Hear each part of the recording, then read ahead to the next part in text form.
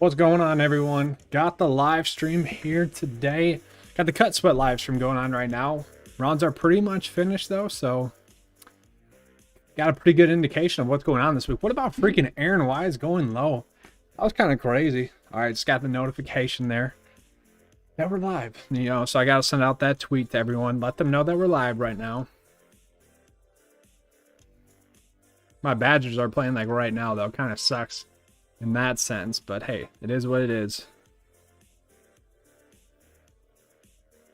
But hopefully you guys had a good cut sweat going so far. It was definitely interesting there. Really had a make or break point with one of the guys there. Taylor freaking Gooch came through, and we'll get into that a little bit here once we get everyone time to get in here. I thought I had a pretty darn good tweet. I don't know. I'll just pull it up here. So it was. Let's pull it up. Nice little starter here for the live stream. You got Wesley Bryan here. It's when you pick Ohio State to win it all in your bracket. I mean, what is he doing here? I mean, he's got like a tank top going on right now. That's some like, I don't know. It's a few months away from that kind of attire here in Wisconsin. So what is going on there, Wesley Bryan? Yikes there, man. That's just not a good look at all. But this one's going to be a little bit shorter of a live stream here for the round 3 picks and showdown recap. So let's just get into it here, guys. Let me play another song here. All right. So yeah, let's just break down kind of what happened here. So let's just go most owned players and see which chalk plays missed the cut.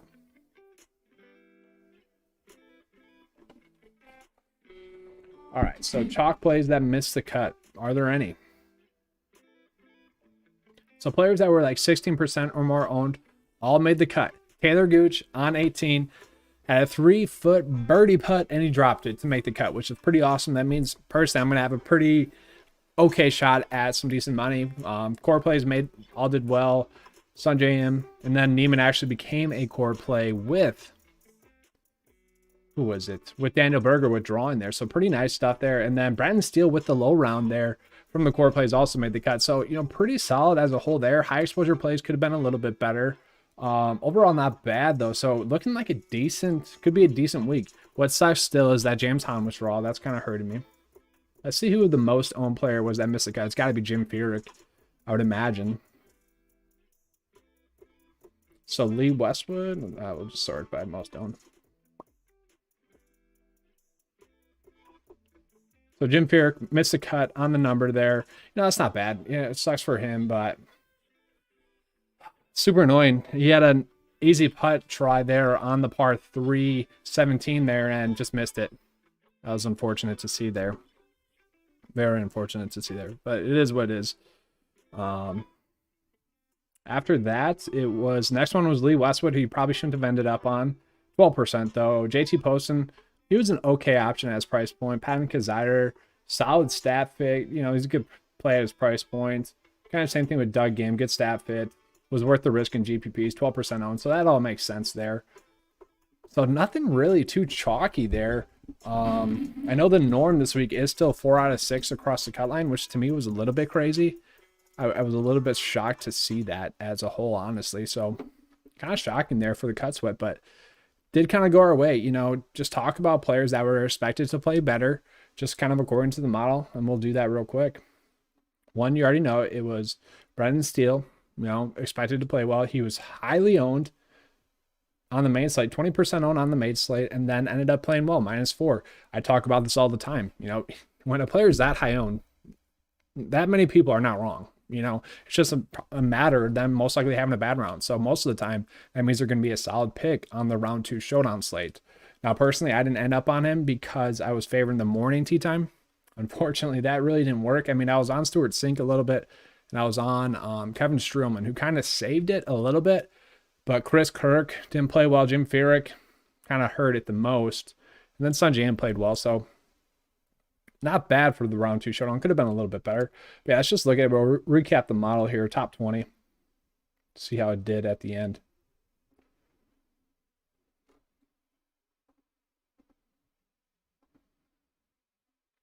So Matt Jones in second place right now, 9th in the model. Shane Lowry, 21st in the model, 5th. Russell Henley, 4th. He's in 5th. Cameron Tringali, 10th. He's in 10th. Zach Johnson, kind of the safe play. He is 17th there. So not bad for Zach Johnson.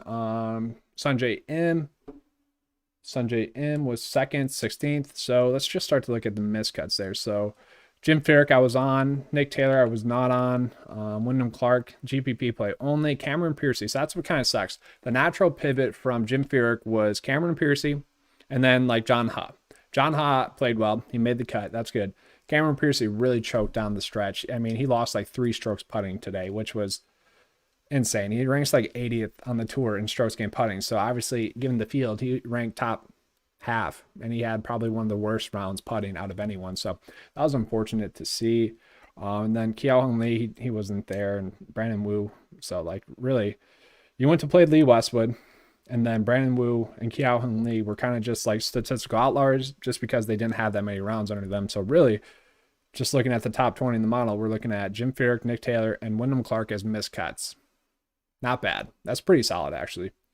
Even top 23 there. Now let's just look at top stat rank plays as well. Top 20 in that. This should be a little bit more hit or miss. And then once again, Brandon Wu. I don't want to go in and adjust the data. Is pretty much how that goes, and that's why he's popping up when really everyone knew that. You know, he only played the Puerto Rico Open. That's why he was getting skewed up there. So really, Doug Gim, who, you know, honestly, Doug Gim was pretty much just like a poor man's version of, if you want to say like Cameron Tringali or Russell Henley. He was, you know, just really solid stat fit, had signs to point to him being a solid play. Just didn't work out. You know, that happens. That's why he's a GPP play. Russell Knox, I personally didn't end up on. So really, this kind of bounced back really strong there as a whole in round 2. So good stuff there. Let me just recap. Let me just see here who were the players, the value picks. Because I'm kind of curious. I know, so Jim Furyk.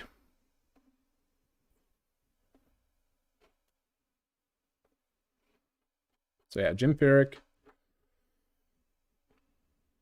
Got pulled up here. So yeah, Jim Furyk didn't do well. James Hahn, freaking, that sucked. Honestly, guys, that did. What's going on with the webcam right now?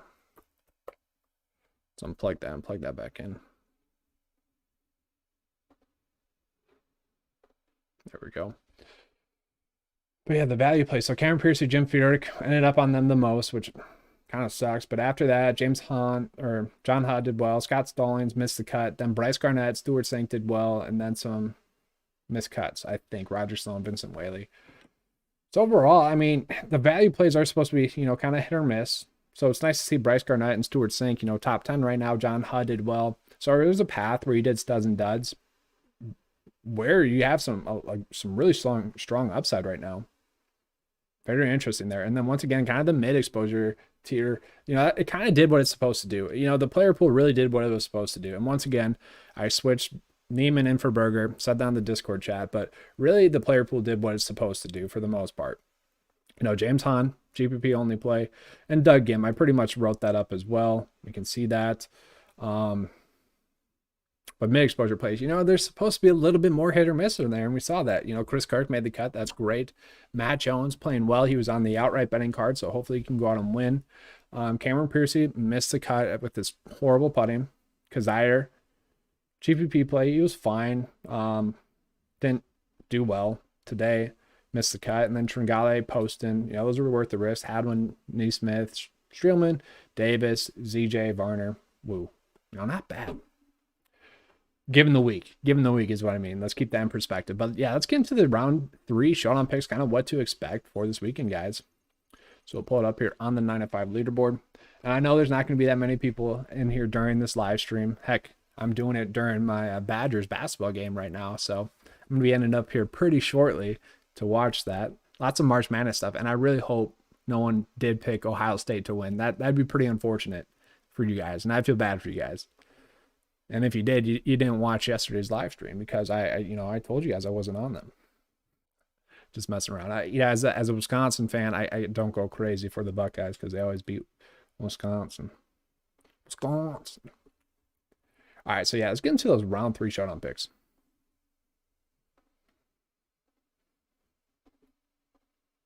So just based off of, right now we can kind of see which players are expected to do poorly and continue to play well here just on the top end. So Matt Jones expected to continue to play well. Russell Henley as well. Stuart Sink actually casually popping up. Wow. Good stuff there. So Shane Lowry, maybe? No. Danny McCarthy, maybe? No. But Matt Jones, he's popping up there a decent amount. So that's a player that we might want to be on, guys. And let's see. So best picks for round 3 showdown. Russell Henley. Go figure. Makes a lot of sense. I'll touch on it again. 4th in the model, 2nd best stat rank play. Round 3 scoring is his best round. So he makes a lot of sense. Easy starting point for you. And then Stuart Sink, once again, this is kind of interesting to me because he did have kind of his regression back to his mean, if you will. And I know someone in the comments already mentioned it. It's if you were to run a regression model, it's like where would he end up on the slope? Positive or negative? Positive is kind of what happened for round 2. So now it's probably going to swing back the other way a little bit. Probably not going to have as good of a round in round 3, but still might not be a bad pick. Top 10 in the stat rank, top 24 in the model. Could see him having a good round. ZJ, I can already tell you guys, my freaking my brothers and my dad we're all in the big text message group when March Madness is going on with the Badgers, and I can already tell you guys they're messaging me about the game. Probably complain about the rest. Joaquin Niemann though. So yeah, honestly guys, I think this is graying out really well for kind of who to expect to play well in round 3. Doug Ginn missed the cut, so he's not going to be in there. Once everything gets finalized, we'll get that in there. Or I can do that right now actually. Sorted by place.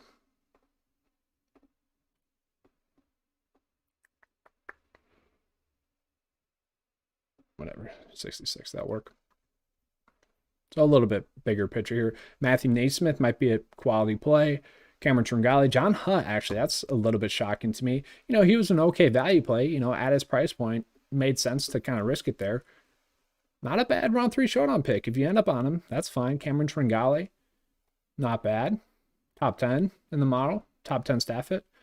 I struggle with Aaron Wise here, but good for him. I mean, really has just struggled in round 1 this year, so that's probably why he hasn't been making that many cuts. But once he has made the cut, not playing too poorly. Top 34 stat fit. I don't know. I kind of struggle with that. For me, I'd definitely go Russell Henley. And you kind of just expect Zach Johnson to continue grinding this out for one more round, kind of like we see, and then have a bad round 4. I don't mind that, but like Russell Henley, Joaquin Niemann, probably Matt Jones. Maybe go with Cameron Tringale as well. But let's kind of see those players that are outside the top 10 that are expected to play a little bit better here. Maybe try to give you guys some value DraftKings picks. So yeah, Matthew Naismith, John Hubb, Brendan Steele. I could see that. He might be a little bit cheaper now on the showdown slate as well. Could definitely see that happening. Chris Kirk, he's kind of struggled the first 2 days, not really playing all that well. He's a guy, he was a high tier play, mid exposure play. I forget what I had to pull up the player pool, but like top 10 in the player pool, top 15 stat rank, top 20 in the model. We kind of expect him to have a better round here. Could easily see that happen. I don't mind him, especially if he is priced down on the showdown slate. Could easily end up on him. Not a bad pick there. And then let's just show you guys here who's expected to kind of play poorly here in round 3. And then we'll get into the weekend picks as well. Worst. All right. Are any of these guys in the top 10? I kind of want to see that. Top 20. All right. So players that are currently in the top 21 or better that are expected to play worse. Adam Scott, surprisingly. I mean, he really hasn't been playing that well, but his worst 2 rounds have been round 3 and round 4. Obviously, he's played really well at this tournament in the past, so maybe we don't expect that completely, but possibly. Camilo Villegas. I don't know if you guys caught that in the last one. I was like, I'm kind of buying into Camilo Villegas a little bit this week. Kind of came through there in round 2. We'll see. I think he's just kind of getting hot for one round or one weekend. Shane Lowry not expected to play all that well, but now we're starting to get low here. You know, they rank out decently well. Not bad. Kind of interesting there. All right.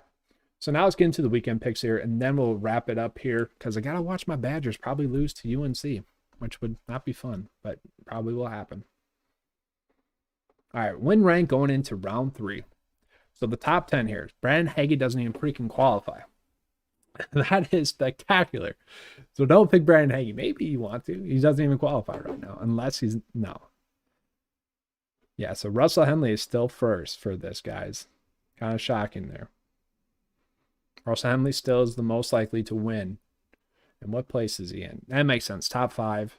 That makes a lot of sense. And then Matt Jones is still 2. I think that's the same as yesterday. Still 2. He's in second place. No, really doesn't have a poor round. You know, top 9 in the model. Solid pick. Sam Ryder casually popping. Top 14 likely to win. Interesting. Danny McCarthy not expected to win. Scott Harrington expected to fall off. Shane Lowry, don't be surprised if he, still continues to play well. He was the shoulder shrug play this week because naturally, as price point, it was tough to end up on him. It was tough to go out of your way to play him, is what I should say.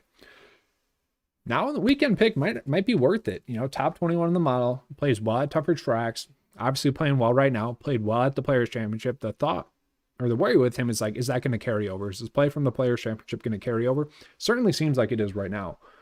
So he might be a nice weekend pick, maybe an outright bet pick for you guys as well. A number to jump on. Potentially Stuart Sink as well. Already won this year. He's been teasing us kind of for a lot this year because he has been a solid stat rank play. Same thing for someone like Matthew Naismith, who, these good stat hits where they're going to put it together eventually. It's nice to see Stuart Sink finally putting it together. Top 3 or top 10 in round 3 scoring. Probably going to have a nice little Sunday sweat for him going. I could definitely see that. But let's kind of rank it out here now and just see the top ones. All right, got to get the guys out there that don't qualify for it. Like, don't do that. Other way.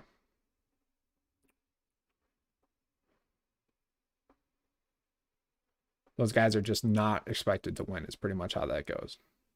Or they don't qualify for it. Which just means you need to have a certain criteria stats. All right, Brandon Hagee, get the F out of here. All right, we'll get Brandon Hagee out of there.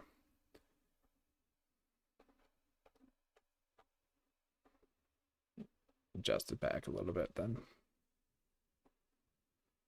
All right, so top 10 expected to win here. Russell Henley, Matt Jones, Cameron Tringale, still a little bit shocking to me, but he has been a guy that has been playing some great golf. Doesn't really play poorly throughout the weekend. This is a course where, he's played okay at. Top 10 model, top 10 stat rank. I could see that happening. Sanjay M. We do expect Sanjay and even Joaquin Niemann here, both of those two, to kind of make a weekend push, if you will. They kind of struggled in round 1, which that was just their worst round. So those two are definitely expected to play better. Cameron Davis popping up here. Top 8 in the model. I was a little bit hesitant to play him. Just kind of as price point. I don't know. It just seemed like a trap play. It's kind of the gut letting me down a little bit there. But top 25 right now. Kind of expected to make a weekend push. And then Zach Johnson probably just expected to continue to play where he's at. But this is a course that does suit well for his type of events that he wins. A tougher track. You got to play smart. I could see him winning. Then Matthew Naismith casually popping up, kind of going back to what I said about Stuart Sink. He's been a solid stat rank play really this whole year. It's just a matter of him putting it all together. We see when he does make the cut that is when he does make his weekend pushes. So Matthew Naismith, I could easily see popping a little bit more here as, I don't want to say as the weekend continues, but he really could. I don't know if I exactly trust it. I think he'd be a much better, if he kind of struggles maybe here in round 3 potentially. I wouldn't say lock him into round 4, but he would have a much better likelihood to have a better round 4. But yeah, I don't mind him for a round 3 showdown pick. But that's all I got, guys. I need to go ahead and get into the March Madness, start watching the games. But hopefully you guys enjoyed this video. If you did, please give me a like and subscribe. I do appreciate that. Let's have a good weekend. It feels good to get all the core plays through the cut. Kind of sucks with the James Hahn thing with the withdrawal. Still a little bit bitter about that. But overall, still could be a solid week. So hopefully the weekend stretch goes